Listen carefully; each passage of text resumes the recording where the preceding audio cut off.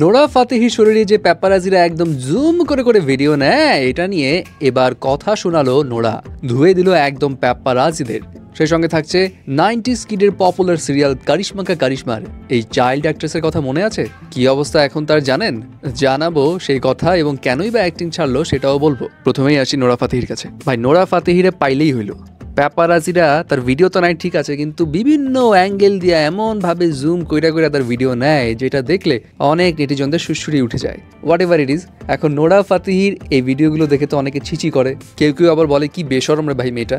যাই হোক, এখানে অ্যাকচুয়ালি কিছু কিছু ক্ষেত্রে প্যাপারাজিদের দোষও অনেক বেশি, কারণ তারা যেভাবে ফুটায় সেভাবে তো আমরা দেখি। তো নোরা ফাতেহি এই বিষয় নিয়ে এবার মুখ খুলল। সে জানে যে প্যাপারাজিরা তার শরীরের কোন কোন অংশে জুম করে এবং কিভাবে ভিডিও নেয়, কিন্তু সে যে প্রত্যেককে ধরে ধরে লেসন দিবে, শিক্ষা দিবে, কড়া কথা শোনাবে, এটা তো তার ক্ষমতার বাইরে। এবং সে তাদের মেন্টালিটির জন্য নিজের গেটআপও চেঞ্জ করবে না। এবং সেটাও বুঝতে পারে প্যাপারাজিরা যখন জুম করে তখন তাদের মানসিকতায় কি চলে, তারা কি ভেবে জুম করে, বাট সে তাদের জন্য নিজের কনফিডেন্স কখনোই কমাবে না। বাট তাকে ইন্টারভিউতে প্রশ্ন করা হয়, আপনার কাছে কি মনে হয় কেন আপনাকেই প্যাপারাজিরা জুম করে করে ভিডিও নেয়? তখন ওরা বলে তারা স্পেশালি যেই জিনিসটা জুম করে সেটা হচ্ছে আমার ব্যাক পোর্শন।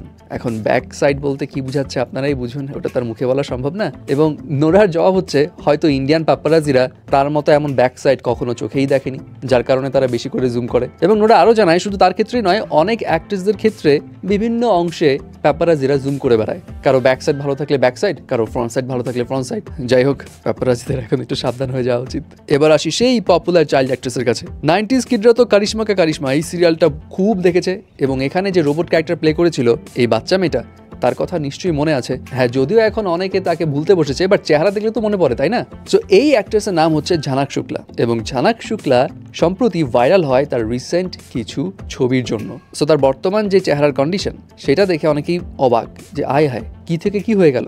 কেউ কেউ তো মজা করে বলছে সারা আলী খানের লাইট ভার্সন, মানে বর্তমানে সারা না, সারা আগে যখন একটু হেলদি ছিল ওই সারার কথা বলছে। এই মেয়ের নাম ঝানাক শুক্লা, এবং সে বর্তমানে অ্যাক্টিং ছেড়েই দিয়েছে। কেন? সে কিন্তু পপুলার একজন অ্যাক্ট্রেস, সুপ্রিয়া শুক্লার মেয়ে।